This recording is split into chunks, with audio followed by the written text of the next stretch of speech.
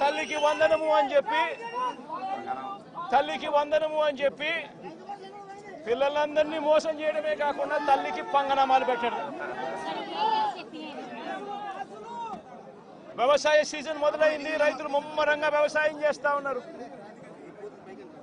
జగనన్న పాలనలో కనీసం జగనే ఉంటే ఈ పాటికి ప్రతి రైతన్నకు కూడా రైతు భరోసా కింద సొమ్ము అందేది.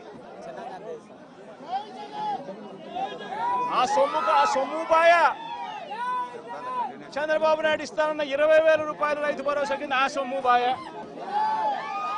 రైతులను మోసం చేశా. 18 ఏళ్ళ వయసు నిండిన ప్రతి అక్క చెల్లెమ్మకు నెల 1,500 రూపాయలు చొప్పున సంవత్సరానికి 18,000 రూపాయలు ఇస్తారని చెప్పి ఇలాంటి అక్క చెల్లెమ్మలకు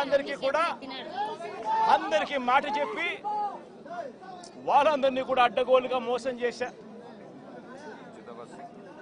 ఈరోజు జగనే ఉంటే ఈ పథకాలన్నీ రావడమే కాకుండా ఈ చదువుకుంటా ఉన్న ఈ పిల్లలకు విద్యా దీవెన, వసతి దీవెన కింద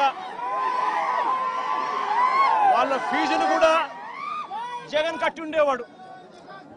అవి కూడా మోసం చేశాడు.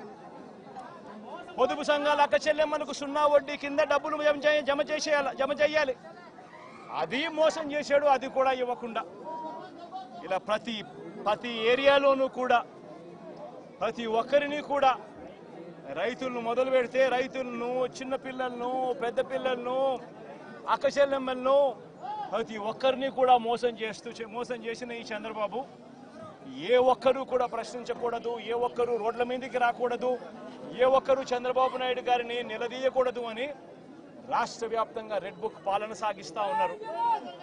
రెడ్ బుక్ పాలనలో చంద్రబాబు నాయుడు ఆయన కొడుకు